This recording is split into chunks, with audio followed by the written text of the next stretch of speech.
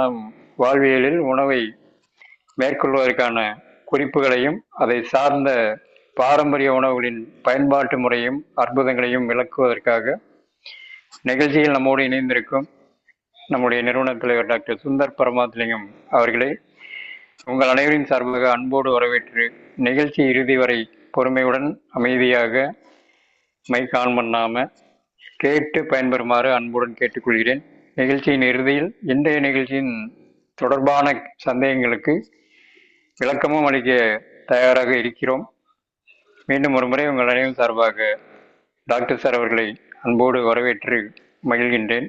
Sir வணக்கம், welcome sir.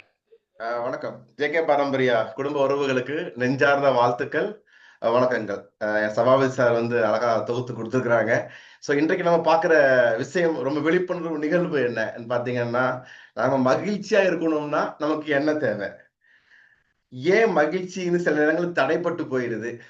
அந்த மகிழ்ச்சிங்கிற விஷயம் நல்லா இருக்கணும்னா எல்லா செல்களுக்கும் தேவையான எனர்ஜி அப்பப்ப ப்ராப்பரா கிடைச்சிக்கிட்டு இருந்தா மகிழ்ச்சியா இருப்போம்.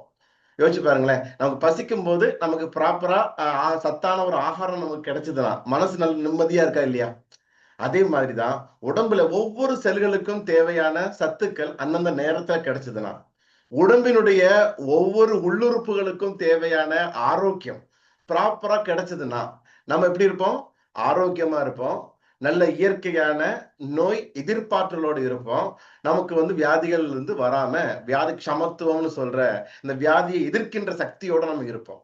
அப்போ எல்லா இடத்திற்கும் எல்லா செல்களுக்கும் எல்லா உள்ளுறுப்புகளுக்கும் சத்துக்கள் எப்படி போகுது பாத்தீங்கன்னா இரத்தத்தின் மூலமாக கடத்தப்படுகிறது. அப்போ இரத்தத்தின் மூலமா தான் எல்லா உறுப்புகளுக்கும் சத்துக்கள் போகுதுன்னா எதன் மூலமா பம்ப் பண்ணப்படுது?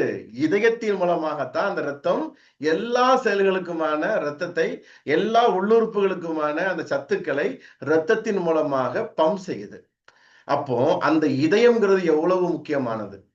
அந்த இதயத்துல நம்ம ப்ராப்பரா என்னென்ன கவனம் செலுத்தாததுனால இதய பிரச்சனைகள் இப்ப அதிகமாயிட்டே வருது.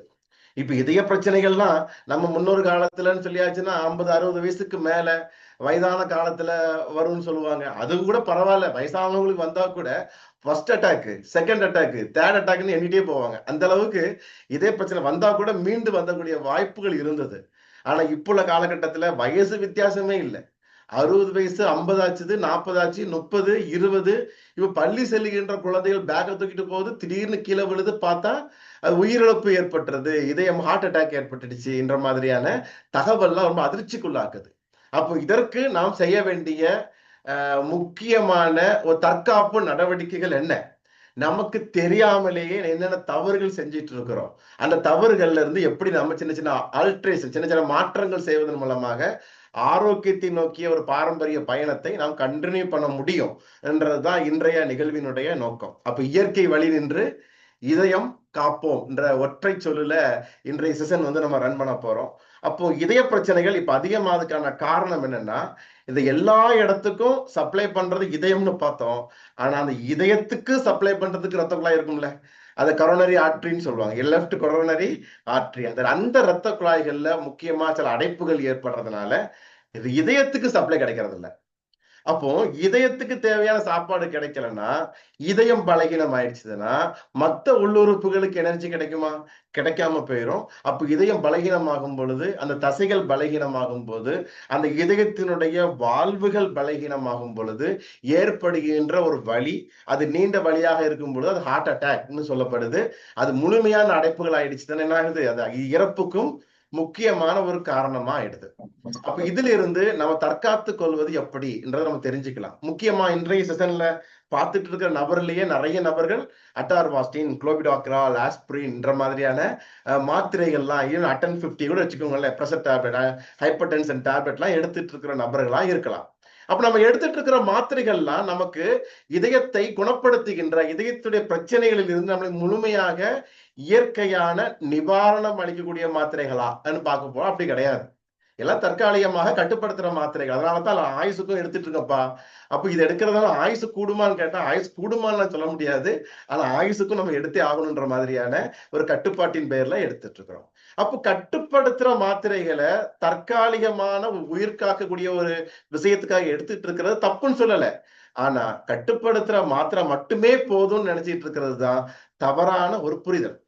அப்போ அதுக்கு என்னென்ன விஷயங்கள் கவனம் செலுத்தணும்? ஏன் இதயம் பலகீனமாச்சுதுன்றது நமக்கு தெரியணும். ஏன் இதயத்துக்கு சப்ளை பண்ற ரத்த குழாயில அடைப்பு ஏற்படுதுன்றது நமக்கு தெரியணும். அந்த ரத்த குழாயில அடைப்பை ஏற்படுத்துறது எந்த வகையான கொலஸ்ட்ரால்ன்றது நமக்கு தெரியணும். அந்த கொலஸ்ட்ரால் ஏன் அந்த இடத்துல போய் உடம்பு எத்தனையோ ரத்த குழாய் இருக்கும்போது அந்த இடத்துலயும் அது ஒட்டுதுன்றது நமக்கு தெரியணும். தெரிஞ்சதுன்னா அந்த காரணத்தெல்லாம் நம்ம அவாய்ட் பண்ணிட்டோம்னா அதுல இருந்து நம்ம என்ன செஞ்சுக்கலாம்? ப்ரொடெக்ட் பண்ணிக்கலாம். இது avoid the cause first line of treatment சொல்லுவாங்க. அதாவது நிதான பரிவர்த்தனம். ஒரு பிரச்சனையை சரி பண்றதுக்கான ஃபர்ஸ்ட் ட்ரீட்மெண்ட் என்ன? அந்த பிரச்சனைக்கான காரணத்தை தவிர்ப்பது, இல்லை படிப்படியாக குறைப்பது. இதுதான் முதல் ட்ரீட்மெண்ட். அந்த ட்ரீட்மெண்ட்டுக்கு நம்ம பாரம்பரியாவில் எண்ணற்ற அற்புதமான லிப்பிட் ஸ்பெஷல் கேரா இருக்கட்டும், கார்லிக் கேப்சூலா இருக்கட்டும், ஃபைப்ரோகால் கேப்சூலா இருக்குது, கேஃபினோ, இதெல்லாம் மிகச்சிறந்த வகையில சப்போர்ட் பண்ணும்.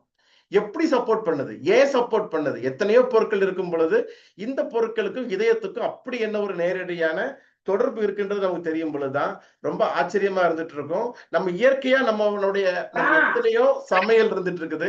எவ்வளவோ நாடுகள்ல விதவிதமான சமையல்லாம் இருந்துட்டு ஃபுட்டீஸ்ன்னு சொல்லி போட்டு சேனல் எல்லாம் பார்த்தாச்சுன்னா டிஃப்ரெண்டான காம்பினேஷன்ல உணவுகள்லாம் ஒவ்வொரு நாடுகள்ல தயார் பண்ணி சாப்பிட்டுட்டு இருக்கிறாங்க.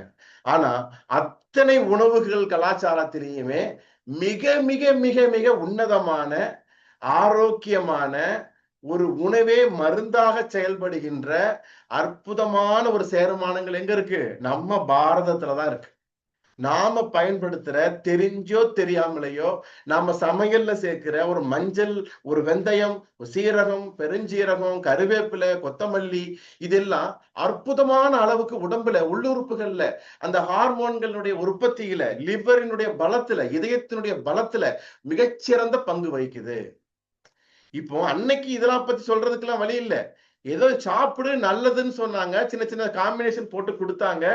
ஆனா இன்னைக்கு எவ்வளவு டெக்னாலஜி வந்ததுனால இப்ப ஆராய்ச்சிகளின் அடிப்படையில இதயத்தை பலப்படுத்துறதுக்கு முக்கியமான மூலக்கூறுகள் என்னென்ன விஷயங்கள்லாம் நமக்கு வேணும் பார்க்கும் பொழுது ஒரு பட்டியலிட்டு இருக்கிறாங்க. கேலக்டோமெனன் நமக்கு வேணும், லியோலினிக் ஆசிட் நமக்கு வேணும், தைமோகினன் வேணும், பைப்பரின் வேணும், டெர்மனிக் ஆசிட் நமக்கு இருந்துச்சுன்னா இதயம் நல்லா இருந்துட்டு இருக்கும். விட்டமின் சி சத்து ப்ராப்பரா இருக்கணும். குர்குமின், தைமால், யூஜினால், ஜிஞ்சிரால், அல்லிசின், இந்த மாதிரி சத்துக்கள்லாம் ப்ராப்பரா நம்ம உடம்புக்குள்ள நம்ம கொடுத்துக்கிட்டே இருந்தோம்னா நம்ம இதயம் நல்ல பலமா இருக்கும், நன்றாக செயல்படும், உள்ளுறுப்புகள் சிறப்பா இருக்கும், எதிர்ப்பாற்றல் சிறப்பாக செயல்படும் சொல்லியிருக்கிறாங்க.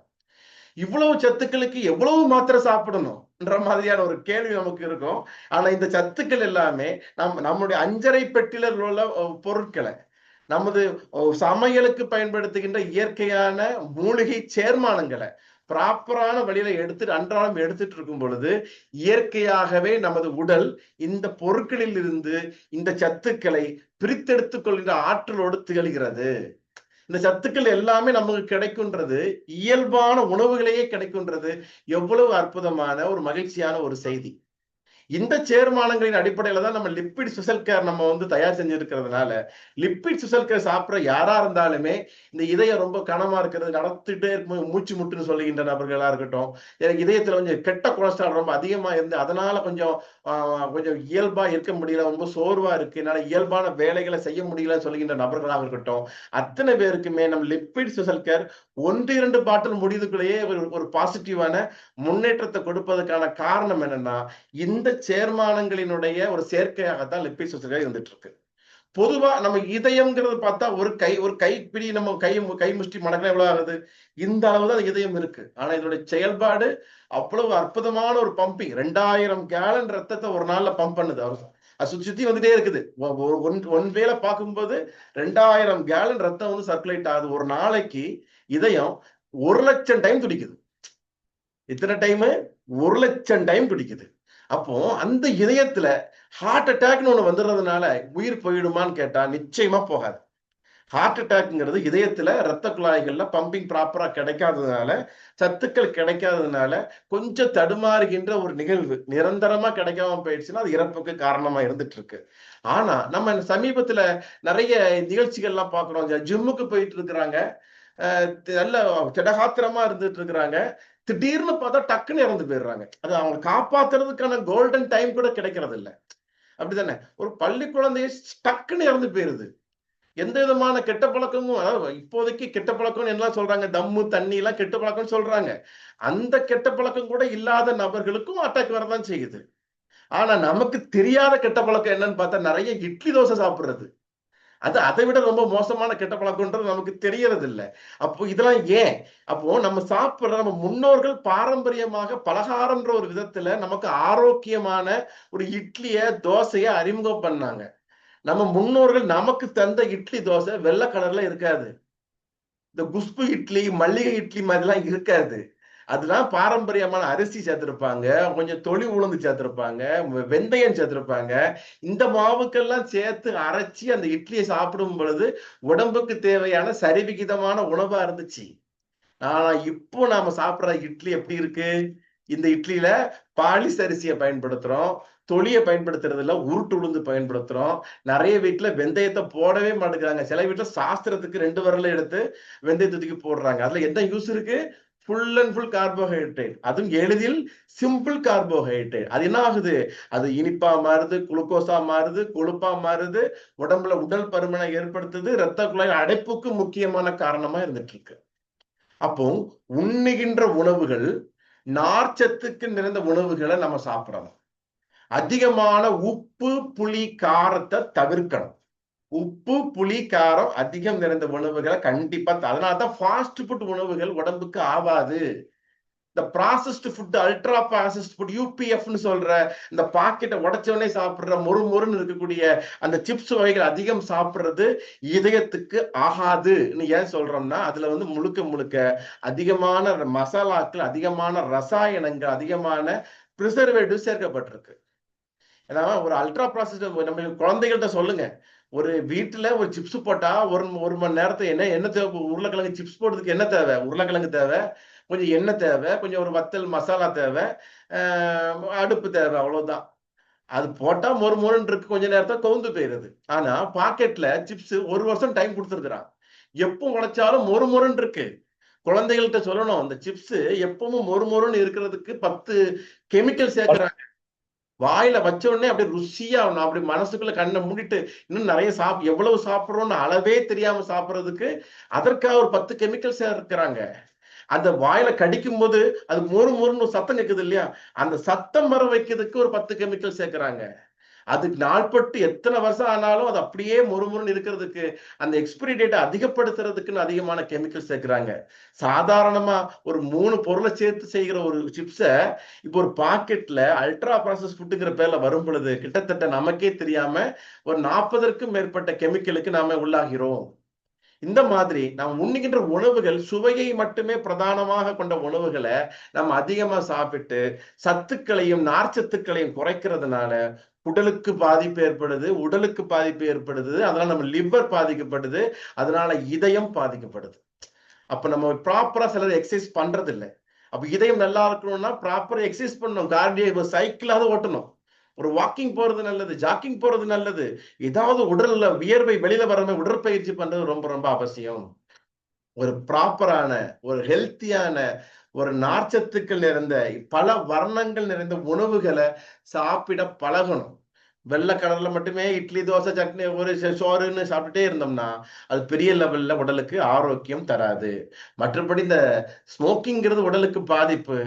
அதே மாதிரி நான் ஸ்மோக்கிங் எல்லாம் பண்ண மாட்டேன் சார் சொல்லுகின்ற நபர்களுக்கு, ஏன்னா எல்லா மெடிக்கல் புக்லயுமே ஸ்மோக்கிங்கிறது ஹார்ட்டுக்கு பாதிப்புன்னு சொல்லியிருக்காங்க. அது எவ்வளவுக்கு பாதிப்பு, அந்த ஸ்மோக்லயே அந்த சிகரெட்டு அட்டைப்பெட்டியிலேயே பாதிப்புன்றதை எழுதி வச்சிருக்கிறான்.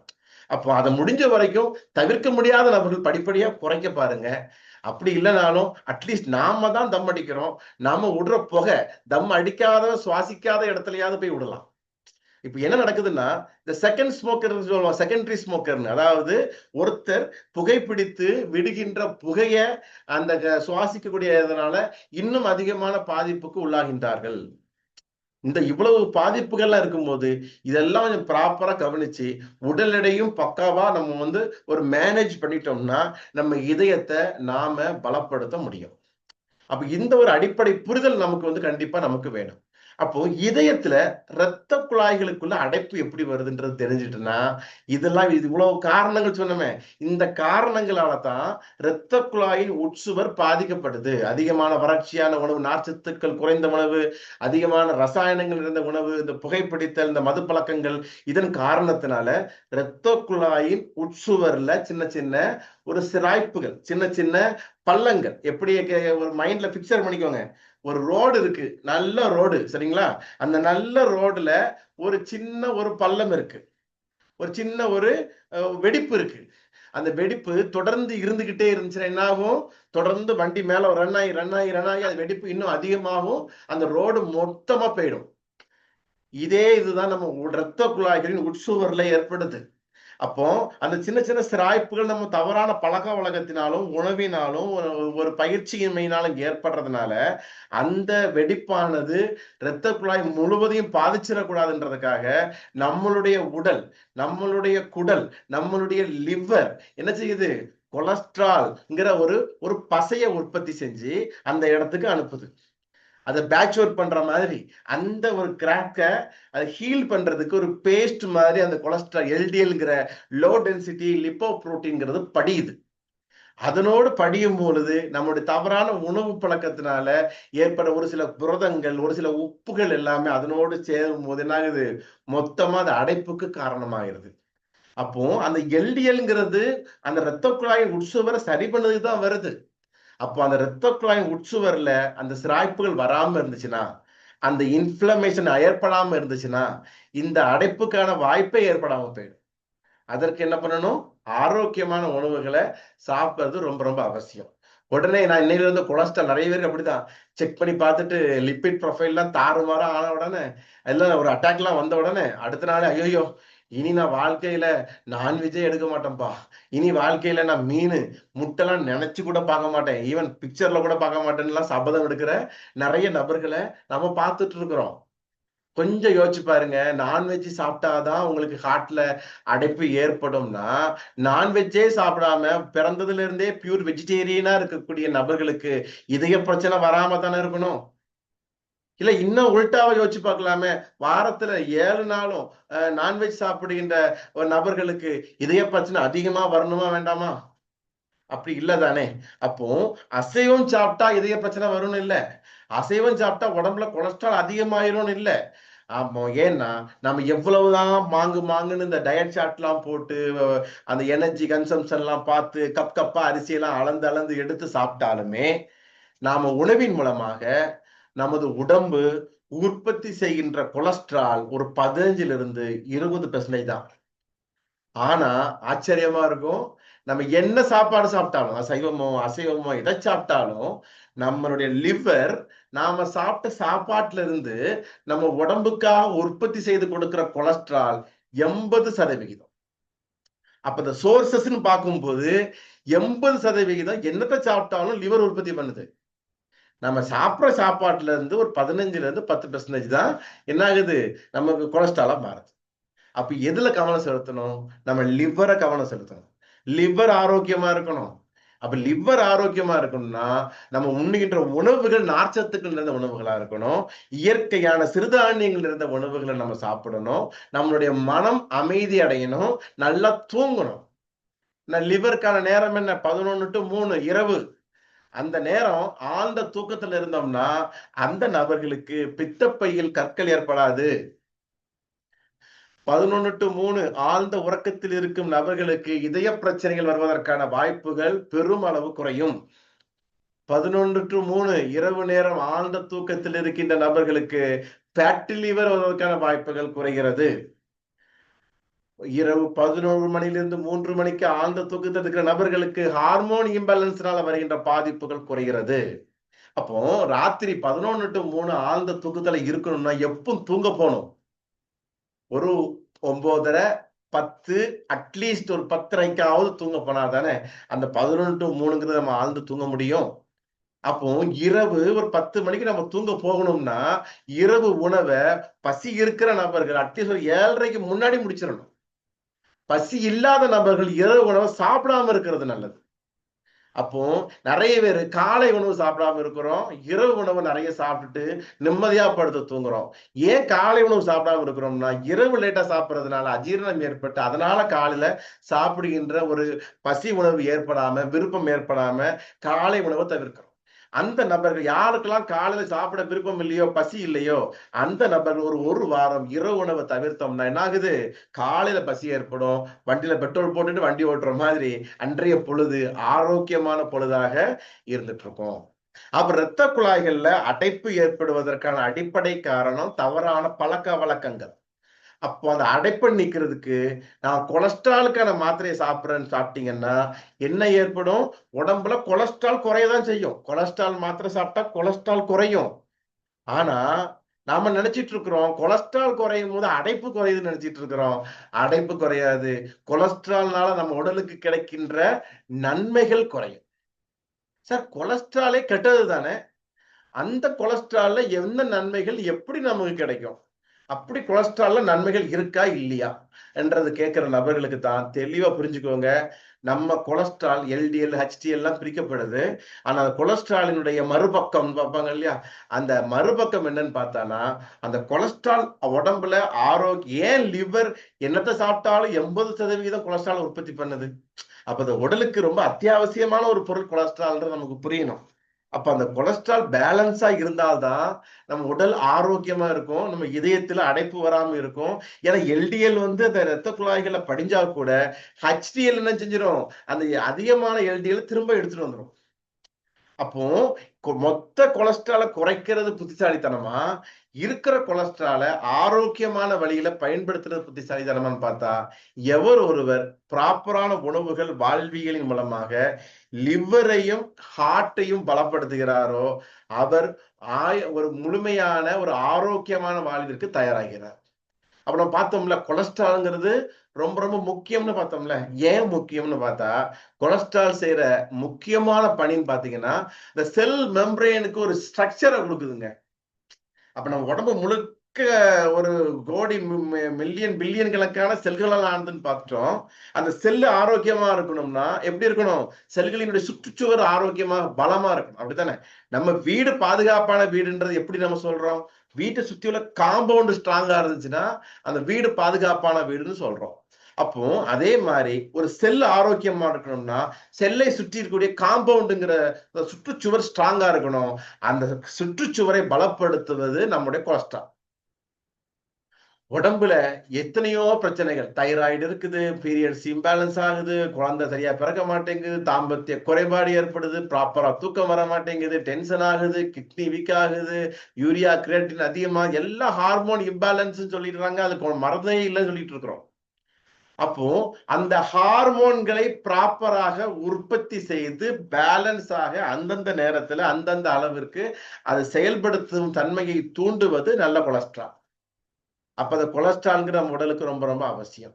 நம்ம அசைவம் சாப்பிட்டா கூட சாப்பிட்ட சாப்பாடு ஜீரணமாவதுக்கு நமக்கு பித்தப்பையிலிருந்து பித்த நீரை சுரக்கணும். அந்த பித்த நீரை சுரக்கிறதுக்கு முக்கியமான மூலப்பொருளாக இருப்பது கொலஸ்ட்ரால். நாம சூரிய ஒளியில நல்லதுன்னு நினைச்சிட்டு இருக்கிறோம். ஏன் நல்லதுன்னு சொல்றாங்கன்னா, அதன் மூலமா நம்ம உடம்புக்கு எலும்புக்கு தேவையான சத்துக்கள் கிடைக்கும். விட்டமின் டி சத்தை உடம்பு கிரகிக்கும் தான் சொல்றாங்க. சும்மெல்லாம் கிரகிக்காது. ஒருத்தர் உடம்புல கொலஸ்ட்ராலே இல்லைன்னா சூரியன் முன்னாடி என்னாச்சுன்னா அவ்வளவுதான், கருகி போயிடுவான்.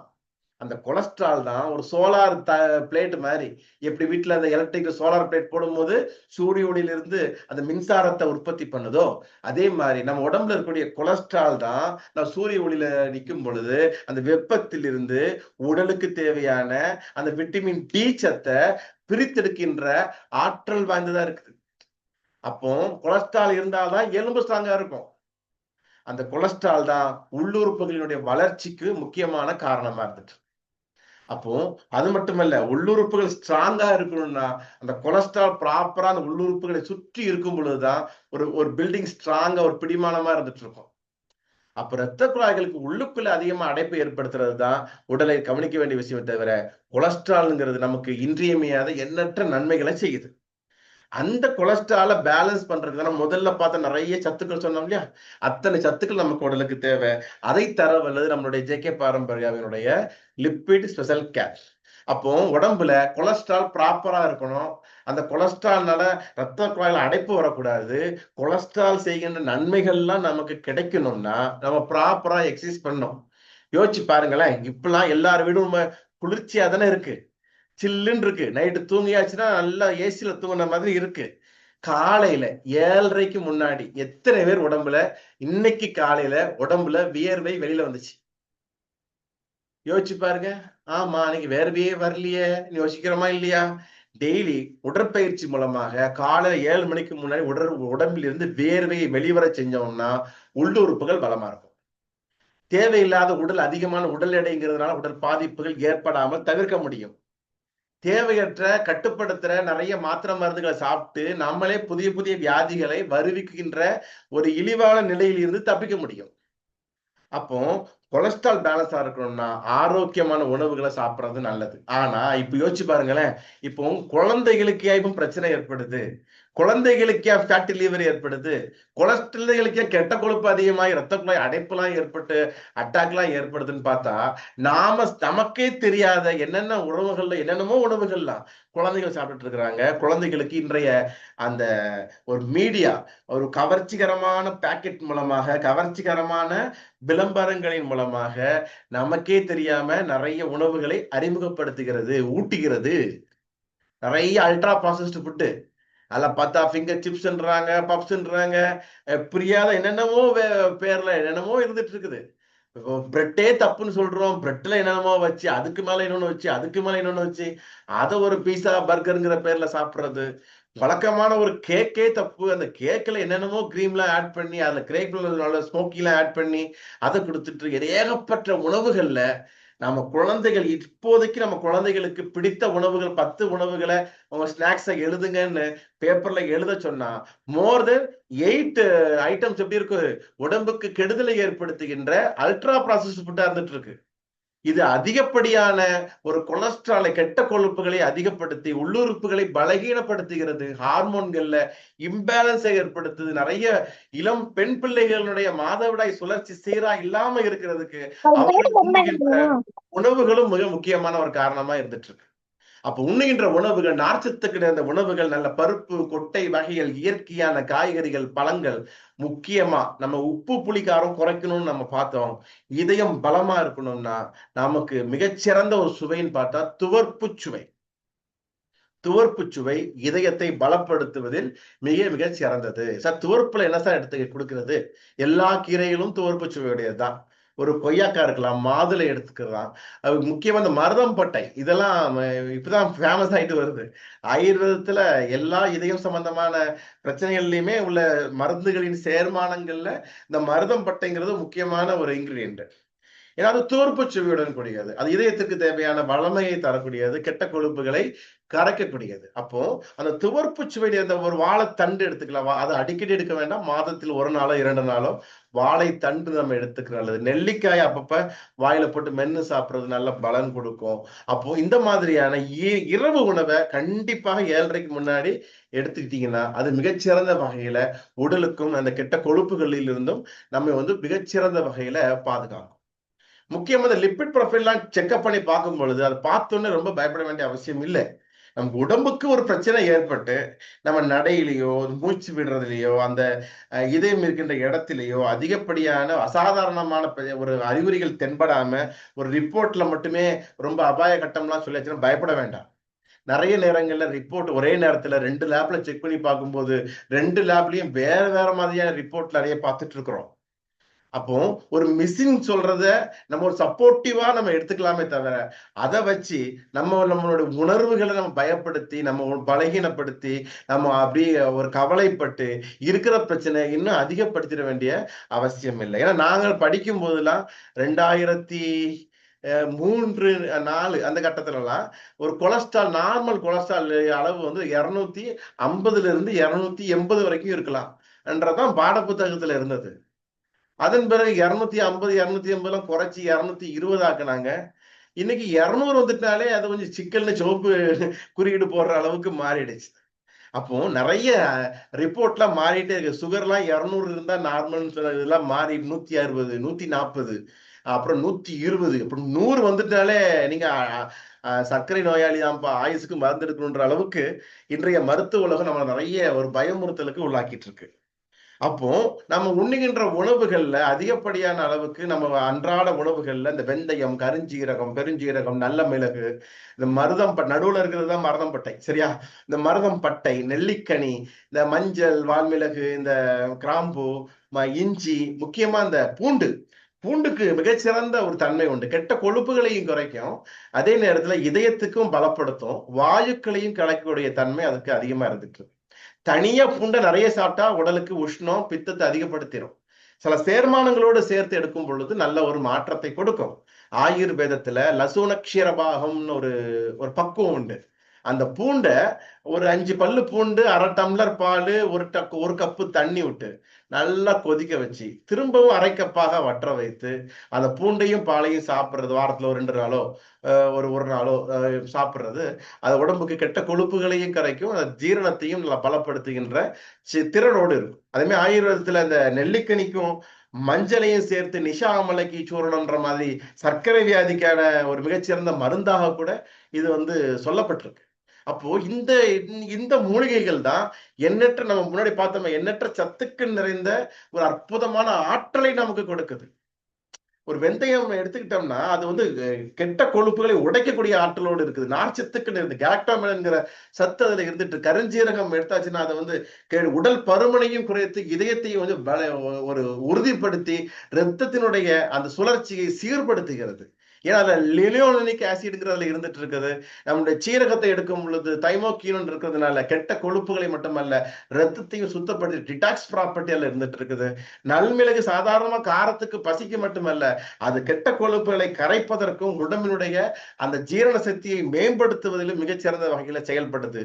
மருதம் பட்டைக்கு தான் அர்ஜுனான்னு ஒரு பேர். இது கெட்ட கொழுப்புகள் இரத்த குழாய்கள்ல படிஞ்சிருக்கும் பொழுது அந்த இரத்த குழாய்கள்ல தேவையான அந்த அடைப்பை சுத்தம் பண்ணதுக்கு அளவுக்கு அதிகமான எல்டிஎல திரும்பவும் பெறுகின்ற அது ஒரு ஆற்றலை உடலுக்கு வழங்குகிறது. அப்ப விட்டமின் சி நெல்லிக்கனி ஏன் ரொம்ப நல்லதுன்னு பார்த்தா, அது கெட்ட கொழுப்பை கரைக்குது, நம்ம உடம்ப சுத்தப்படுத்துது, ரத்தத்தை சுத்தப்படுத்துது, இதயத்துக்கு தேவையான ஆற்றலை தர வல்லது, எதிர்ப்பாற்றலை மேம்படுத்த வல்லது. அப்போ ஒவ்வொரு பொருட்களிலுமே எண்ணற்ற சத்துக்கள், நுண்சத்துக்கள் இருக்கிறதுனால தான் பாரம்பரியமாக நாம் உண்ணுகின்ற உணவுகள்லயே இந்த சத்துக்கள் நமக்கு கிடைக்கணும்ன்றதுக்கு நம்ம முன்னோர்கள் நமக்கான உணவு விதிமுறைகளை தந்துட்டு போயிருக்கிறாங்க. நம்ம டிவியை பார்த்துட்டு கடையில பிரெட்டை வாங்கி இன்னொரு பாக்கெட் பிஸ்கட்டை வாங்கி பிரெட்டையும் அன்னைக்கு ஒரு டிவியில அதான் பார்த்தேன். ஒரு பிரெட்டை வாங்கிட்டா ஒரு பிஸ்கட்டை வாங்கிட்டா ரெண்டையும் பிச்சு போட்டு 1-2 கலந்து ஒரு சாக்லேட்டை ஊத்தி அப்புறம் அடுப்புல சூடு பண்ணி ஏதோ பொரிச்சு எடுத்து என்னத்தையோ சாப்பிட்டு டேஸ்டா இருக்குன்னு சாப்பிடுறான். நம்ம சுவைக்காகவா சாப்பிடுறோம்? சத்துக்களுக்காக சாப்பிடுறோம். நம்ம சத்தாக சாப்பிடுற சாப்பாடு கொஞ்சம் சுவையோடு இருக்கணும்ன்றதுக்காக ஆண்டவன் ஒவ்வொரு பொருட்களையும் சுவையை கொடுத்திருக்கிறான். நம்ம சத்துக்களையும் மறந்து சுவைக்காக மட்டுமே சாப்பிடும் பொழுது எண்ணற்ற வியாதிகள் நமக்கு வருது. இதுதான் ஒரு பேசிக்கான ஒரு அண்டர்ஸ்டாண்டிங். சோ இந்த சத்துக்கள் நம்ம உடம்புல இதயம் பலமா இருக்கணும்னா லிவர்ல ஃபேட்டி லிவர் இருக்கக்கூடாது. கவனிச்சு பார்த்தா தெரியும். ஹார்ட் அட்டாக், இந்த இதயம் பிரச்சனை எல்லாம் அதிகமானவங்களுக்கு பார்த்தா ஃபேட்டி லிவர் இருந்துட்டு இருக்கும். அது ஏன்னா லிவர்ல உள்ள ப்ராப்பரா இருந்தாலும் இதயம் ப்ராப்பரா இருந்தது. ரெண்டும் ஒட்டி பிறந்த இரட்டை குழந்தைகள் மாதிரி. அப்போ லிவர்லயும் சரி பண்ணி அந்த இதயத்தையும் பலப்படுத்த, அந்த கெட்ட கொழுப்புகளை குறைத்து நல்ல கொழுப்புகள் உடலுக்கு தேவையான ஆற்றலை தர செய்கின்ற அற்புதமான மூலிகைகள் சேர்மானமாக இருக்கிறதுனால தான் நம்ம ஜேகே பாரம்பரியாவினுடைய லிப்பிட் ஸ்பெஷல் கேரை எல்லாருமே பிரிவென்டிவாகவும் பயன்படுத்தலாம், ஒரு கியூரேட்டிவாகவும் பயன்படுத்தலாம். பிரிவென்டிவ்னா என்ன? எனக்கு பிரச்சனை இல்லை, இங்க ஃபேமிலியில இந்த மாதிரியான பிரச்சனைகள் உண்டு, நான் ஒரு ப்ரிவென்டிவா எனக்கு இதயத்துக்கும் எனக்கு இந்த மாதிரியான ஃபேட்டி லிவருக்கு ஒரு ஏதாவது நான் எடுத்துக்க பாரம்பரியமாக இயற்கையாக பக்க விளைவு இல்லாம பத்தியம் இல்லாம நான் எடுத்துக்க விரும்புறேன். இல்ல நான் வேற ஒரு பிரச்சனைக்கு தொடர்ந்து மாத்திரை சாப்பிட்டுட்டு இருக்கிறேன், நான் சாப்பிடுற மாத்திரைக்கு பாதிப்பு இல்லாம அதனோட சேர்த்து நான் எடுத்துக்க விரும்புறேன். இல்ல நான் இது வரைக்கும் எந்த பிரச்சனைக்கும் மாத்திரையை சாப்பிடல, இருந்தாலும் ஒரு தற்காப்பா நான் எடுத்துக்க விரும்புறேன், அனைத்து தரப்பு நபர்களுக்கும் நம்ம லிப்பிட் ஸ்பெஷல் பரிந்துரை செய்யலாம். சார் ரிசல்ட் எப்படி இருக்கும்? வழக்கமா நம்ம எப்படி இருக்கோன்றத பேப்பர்ல நோட் பண்ணி வச்சுக்கோங்க. நம்ம லிப்பிட்ஸ் காலை மாலை 2 வேளை உணவிற்கு அரை மணி நேரம் முன்னோ பின்னோ 1 ஸ்பூன் தளதப்ப எடுத்து 1/2 டம்ளர் வெந்நீர்ல கலந்து குடிச்சிட்டு வந்தீங்கன்னா ஒரு பாட்டில் 25 டேஸ்ல கம்ப்ளீட் ஆகும். 25 நாள் முடியும் போது உடம்பு கொஞ்சம் ஃப்ரீயா இருக்கா, வழக்கமா செய்யற வேலைய கொஞ்சம் சோம்பலோடு செய்யற நம்ம கொஞ்சம் சுறுசுறுப்பா செய்யறோமா, கொஞ்சம் மாடி ஏறி இறங்கும் பொழுது மூச்சு இறைக்கக்கூடிய அந்த கால அளவு நீட்டிக்கப்படுதா, அதாவது 20 அடி நடந்தா மூச்சு இறைக்குதுன்னா இப்ப 40 அடி ஓரளவுக்கு நல்லா நடக்க முடியுதா, என்னுடைய உடல் மனசு கொஞ்சம் லேசா இருக்கிற மாதிரி நான் ஃபீல் பண்ண முடியுதான்ற இந்த ரிசல்ட் நாம எடுக்க முடியும். 1 அல்லது 2 பாட்டில் முடிவுல கேரண்டி அந்த ரிசல்ட் நமக்கு கிடைக்கும். ஏன்னா இது லிவரை பலப்படுத்துகிறது, இரத்த குழாயின் உள் அடைப்புகளை சீர் செய்கிறது, லிப்பிட் ப்ரொஃபைல்ல இம்ப்ராப்பரா இருந்தா அதையும் ப்ராப்பரா சரி செய்கிறது, இதயத்திற்கு தேவையான துவர்ப்பு சுவையை கொடுத்து இதயத்தை பலப்படுத்துகிறது. ஓகே, எல்லாரும் பண்ற அடுத்த தப்பு என்னன்னு பார்த்தா, நான் சொல்லுவோம்ல, ஒரு ஒரு வியாதிக்கான காரணத்தை நீக்கணும்னு நம்ம சொல்றோம்ல, நமக்கு தெரியாத நிறைய காரணங்கள் இருக்கு. என்னென்ன காரணங்கள் இருக்கு? மைதா பொருள் நிறைந்த உணவு. மைதான்னு சொன்ன உடனே நிறைய பேர் நான் புரோட்டாலாம் சாப்பிட மாட்டேன்னு சொல்லுவாங்க. ஆனா டெய்லி ஒரு பாக்கெட் பிஸ்கட் எடுத்து டீல முக்கி முக்கி சாப்பிட்டுட்டு இருப்பாங்க. அப்போ மைதாவுல பண்ற புரோட்டாவை சாப்பிடுறதை விட இந்த பாக்கெட்ல உள்ள பிஸ்கட்டை சாப்பிடுறது ரொம்ப மோசம். புரோட்டாவாவது 1 நாள் 2 நாள் தான் இருக்கும், அது கெட்டு போயிடும். பிஸ்கெட்டை பாருங்க 1 வருஷம் 2 வருஷம் வரைக்கும் டைம் போட்டு வச்சிருக்கிறான். அந்த அளவுக்கு அதுல அதிகமான ரசாயனங்களும் ஒரு ஒரு லோக்கலான ஒரு மைதாவும் சேர்க்கப்பட்ட ஒரு சுவையை மட்டுமே பிரதானமாக கொண்ட சத்துக்கள் ஒரு துளி அளவும் மற்ற ஒரு பொருள் தான் பிஸ்கட். இல்ல சார், நான் கோதுமை பிஸ்கட் தான் சார் சாப்பிடுறேன். அப்படிலாம் ஒரு பிஸ்கட்லாம் கிடையாது. அப்படி ஒரு கோதுமை பிஸ்கட் நீங்க சாப்பிட்டீங்கன்னா கடிக்கவே முடியாது. பேருக்கு ஒரு 1 கிலோ மைதா மாவுல ஒரு 10 கிராம் கோதுமை ஆட் பண்ணிட்டு இது கோதுமை சேர்ந்த பிஸ்கட்னு சொன்னா அது எவ்வளவு அபத்தமானது. அந்த மாதிரிதான் கோதுமை பிஸ்கட் இருந்துட்டு இருக்கு. அதனால பிஸ்கட்டுங்கிறத முடிஞ்ச வரைக்கும் நம்ம தவிர்க்கணும். எல்லாரும் என்ன பண்ணிட்டு இருக்கிறோம்? Tea coffee. டீ காஃபி குடிச்சாதான் அன்னைக்கு பொழுதே விடியுது, அன்னைக்கு பொழுதே முடியுது. மனசு கஷ்டப்பட்டாலும் டீ அடிக்க வேண்டியிருக்கு, ரொம்ப சந்தோஷமா இருந்தாலும் டீ அடிக்க வேண்டியிருக்கு, 4 பேர் சேர்ந்தா டீ அடிக்க வேண்டியிருக்கு. இந்த மாதிரி டீ காஃபி அடிக்ஷன்ங்கிறது ரொம்ப அதிகமாயிட்டு இருக்குது. சோ தப்பு இல்ல, ஆசைக்கு ஒரு நாளைக்கு 1 அல்லது காலை மாலை 2 வேளை கூட குடிச்சுக்கலாம். ஆனா நேரம் கிடைக்கும் போதெல்லாம் ஒதுங்கும் போதெல்லாம் குடிச்சோம்னா அது ரொம்ப பாதிப்பாயிடும். ஏன்னா ரத்தத்தின் அமிலத்தன்மையை அதிகப்படுத்துது. அப்ப ரத்தத்தின் அமிலத்தன்மை அதிகமாகும் போது பித்தம் அதிகமாகுது, பித்தம் அதிகமாகும் போது மனதினுடைய எண்ண ஓட்டங்கள் அலைபாய்கிறது, எண்ண ஓட்டங்கள் அலைபாயும் போது உணர்வுகளினுடைய வேறுபாடு ஆகிறதுனால அந்த இந்த கோபம் மதம் மாத்சரிய பாவகான்னு சொல்றாங்க இல்லையா, அந்த மனசுல அந்த கவலை பதட்டம் எல்லாம் ஆகும் பொழுது இதயத்தினுடைய செல்கள் பலகீனமாகுது, இதயத்தினுடைய தசைகள் பலகீனமாகுது, இதய பிரச்சனைகள் வருது. சார் டீக்கும் இதயத்துக்கும் சம்மந்தம் இருக்கா சார்? என்ன சார் சொல்றீங்க? மொட்டத்தலைக்கும் முழங்காலுக்கும் முடிச்சுப்பட்ட மாதிரி எல்லாம் இருந்துட்டு இருக்கு. யோசிச்சு பாருங்களேன். ரொம்ப டென்ஷனா இருந்தா டீ அடிக்கணும்னு போறோம், பசி எடுத்துட்டு இருந்தா டீ அடிச்சா பசி கம்முன்னு ஆயிடுது. அப்போ டீ அடிக்கும் போது ஒரு உற்சாகம் கிடைச்ச மாதிரி ஒரு ஃபீல் ஆகுது. எவ்வளவு நேரம் பார்த்தா சோடா பாட்டில் உற்சாகன்ற மாதிரி. அப்படி டீல என்ன சேர்மானங்கள் இருக்குன்னு பார்த்தா 3 சேர்மானம் இருக்கு. பாக்கெட் பால் இருக்கு, அதுல பாலின் சத்து முக்காவாசி கிடையாது. அதுல சேர்க்கிற வெள்ளச்சீனி அதிகமா சேர்க்கிறாங்க. அதோடு சேர்ந்து அதிகமான அந்த டீ தூள் சிக்கரி கலந்தது சாப்பிட்டு இருக்கோம். எது சத்துமே இல்ல. அப்ப ரத்தத்தின் அமிலத்தன்மை அதிகமாகும் போது பித்தம் அதிகமாகி அதனால உள்ளுறுப்புகள் பாதிக்கப்பட்டு இதயம் சம்பந்தமான பிரச்சனைக்கு இது அடிப்படையான காரணமா இருக்கிறதுனால டீ காப்பியை நிப்பாட்டணும்.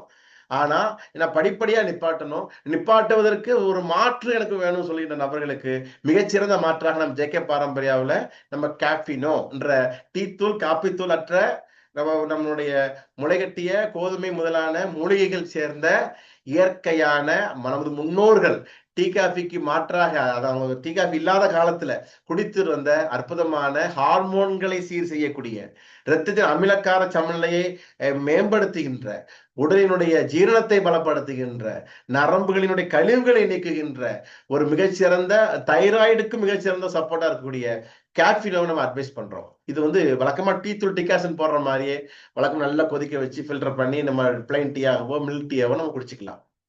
தென் கார்லிக், அந்த பூண்டினுடைய சிறப்பு தன்மைகள் மருத்துவ குணங்கள் எண்ணற்று இருக்கிறதுனால அந்த பூண்டினுடைய சத்துக்களும் அந்த வாயு பிரச்சனையும் வரக்கூடாது, கெட்ட கொழுப்புகளும் கரையணும், இதயத்திற்கும் பலத்தை ஏற்படுத்தணுன்றதுக்காக கார்லிக் கேப்சூல 3 வேளை 1 1 1 உணவிற்கு பின்பு சாப்பிட்டு வர்றது நல்ல ஒரு பலன் கொடுக்கிறது.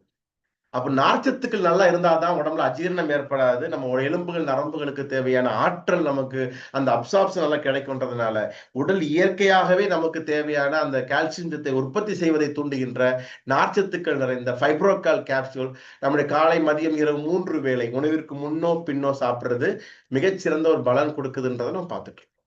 அப்ப இதயம்ங்கிறது கண்டிப்பா சரி செய்யக்கூடியது. இதய பிரச்சனைகள் வராம இருக்கணும்னா இனிமையான நல்ல சிந்தனைகளால நம்ம மனசை நிரப்பணும்.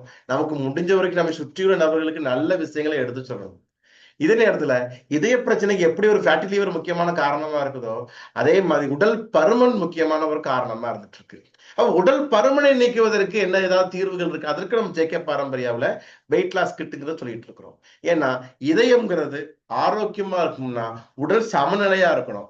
அதிகமான ஒரு கொலஸ்ட்ரால், அதிகமான கொழுப்பு, அதிகமான உடல் எடையின் காரணத்தினால இரத்த அழுத்தத்தினுடைய அந்த அளவுகள், அந்த அழுத்தத்தின் அளவுகள் வேறுபாடு அடைகிறதுனால இதய தசைகள் பலகீனமாகுது. அப்ப இயற்கையாக உடல் எடையை குறைப்பதற்கு வழக்கமா சாப்பிடுற சாப்பாடுல சின்ன சின்ன ஆல்ட்ரேஷன் மேற்கொண்டு இயற்கையாக உடலை படிப்படியாக ஒரு மாசத்துல 30 கிலோலாம் இல்ல, ஒரு 3 மாசத்துல ஒரு 8 to 10 கிலோ இயல்பாக குறைப்பதற்கு தூண்டுகின்ற இயற்கையான பத்தியமற்ற பக்க விளைவுகளற்ற ஜேகே பாரம்பரியாவினுடைய வெயிட் லாஸ் கிட்டும் இந்த சமயத்துல உடல் பருமனோடு இதய பிரச்சனை பாதிக்கப்பட்ட நபர்களுக்கு மிகச்சிறந்த ஒரு தீர்வாக நம்ம அட்வைஸ் பண்ணிட்டு இருக்கிறோம். அப்ப இதயம்ங்கிறது ரொம்ப ரொம்ப முக்கியமானது, நாம் கவனிக்கப்பட வேண்டியது.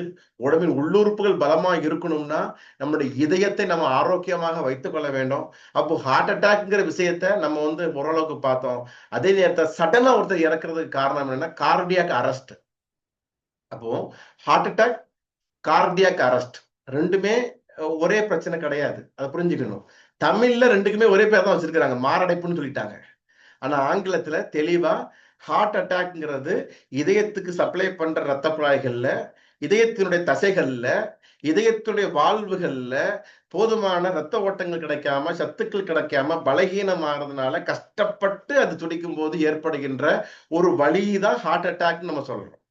ஆனா கார்டியாக் அரெஸ்ட்ங்கிறது ஒரு எலக்ட்ரிக் ஷாக் மாதிரி திடீர்னு ஹார்ட் அட்டாக் அப்படி நின்றுது, ஹார்ட்டே அப்படி கொலாப்ஸ் ஆகி முடிஞ்சு போயிருது. ஒரு வெடி வெடிச்சாப்புல போயிடுச்சுன்னா ஒண்ணுமே செய்ய முடியாது. அப்போ கார்டியாக் அரெஸ்டுக்கு இன்னைக்கு வரைக்கும் பெரிய மருந்துகளே கிடையாது, எந்த மருத்துவத்திலையும் கிடையாது. ஆனா கார்டியாக் அரெஸ்ட் வராம இருக்கிறதுக்கு என்ன பண்ணலாம்ன்றதுதான் நம்ம பேசிட்டு இருக்கோம். அப்போ என்னங்க இது காரணமே தெரியல, திடீர்னு எலக்ட்ரிக் ஷாக் ஹார்ட் அரெஸ்ட்டுங்க, அதான் 206 சொல்லும் போது இதற்கு முக்கியமான ஒரு காரணமாக இரத்த குழாய்களினுடைய அடைப்புகளும் ஹார்ட் அட்டாக்கும் முக்கியமான காரணமா இருக்கிறதுனால இதயத்தை பலப்படுத்துறதுக்கு நம்ம மனதை ஆரோக்கியமாக வைத்திருந்து உணவை சிறப்பான வழியில எடுத்துக்கொண்டால் நாம் செய்கின்ற செயல்களும் நம்ம சிந்தனைகளும் சீராக இருந்துச்சுன்னா இந்த மாதிரியான கார்டியாக் அரெஸ்ட் வராம நம்ம தற்காத்து கொள்ள முடியும். அப்போ கொரோனா சொல்றாங்கல்ல, கொரோனா வந்துச்சுன்னா ஒண்ணும் செய்ய முடியாது, முன்னாடியே முகக்கவசம் அணிஞ்சுக்கோங்க, ஓரளவுக்கு எல்லாருமே தனித்தனியா இருந்துக்கோங்க எல்லாம் சொல்றோம்ல. அப்போ தற்காப்புங்கிறது ரொம்ப ரொம்ப முக்கியமானது. அப்போ நல்ல ஒரு பிரச்சனை வந்ததுக்கு அப்புறம் இந்த கண் கட்டுறதுக்கு அப்புறம் சூரிய நமஸ்காரம்ன்றதெல்லாம் இல்லாம நம்ம ஆரோக்கியமாக இருக்கும் பொழுதே ஆரோக்கியமான செயல்முறைகளின் காரணத்தினால் நம்மளால முடிஞ்ச நல்ல விஷயங்களை 4 பேருக்கு நாம ஒரு சப்போர்ட் பண்ணுவதன் மூலமாக நமக்கு கிடைத்த ஒரு இறைவனுடைய ஒவ்வொரு நாட்களையுமே மகிழ்ச்சியோடு நன்றி உணர்வோடு அந்த நாட்களை நகர்த்தி சென்று கொண்டு செல்வதன் மூலமாக நாம் நமக்கு கிடைத்த நல்ல விஷயங்கள் 4 பேர்கிட்ட சொல்லி 4 பேர் செய்த நல்ல விஷயத்தை மட்டும் 40 பேர்கிட்ட நம்ம சொல்லி இந்த காசிப்னு சொல்ற ஒருத்தனுடைய புறம் சொல்லாம மனதை மகிழ்ச்சியாக வைத்து கொண்டால் இந்த நாள் மட்டுமல்ல அனைத்து நாட்களும் இதயத்திற்கு ஆரோக்கியம் தருகின்ற இனிமையான நாளாக அமையும். அதற்கு நம்ம ஜேகே பாரம்பரியாவினுடைய lipid special care, garlic capsule, Fibrocal capsule, அதனோட டீ காஃபிக்கான மிகச்சிறந்த மாற்றான கேஃபினோ, கொஞ்சம் உள்ளுறுப்புகள் ரத்தம் சுத்தப்படுத்தணும் ஆசைப்படும் நபர்களுக்கு அமிர்தம் சூரணம் மிகச்சிறந்த சப்போர்ட் அளிக்கக்கூடியது. சரியான நமக்கு அறிமுகம் செய்த நம்ம லீடர்ஸ்ட இதை பத்தி மேலும் அதிகமான விவரங்களை கேட்டு தெளிந்து பயன்பெறுவோம். இதயத்தை காப்போம், இயற்கை வழி நின்று இதயத்தை காப்போம்ன்ற ஒரு வாழ்த்துதலோடு இன்றைய நிகழ்வை பொறுமையாக கண்டுகளித்துக் கொண்டிருக்கக்கூடிய உங்கள் அனைவருக்கும் ஜேகே பாரம்பரியா குடும்பத்தின் சார்பாக மீண்டும் நெஞ்சார்ந்த வாழ்த்துக்களையும் வணக்கங்களையும் தெரிவித்துக் கொண்டு விடைபெறுவது உங்கள் அன்பு டாக்டர் சுந்தர் பரமார்த்தலிங்கம். நன்றி. Thank you doctor. அற்புதமான நற்செய்திகள் இன்னைக்கு எல்லாருடைய மனசுலையும் பதிஞ்சிருக்கும்.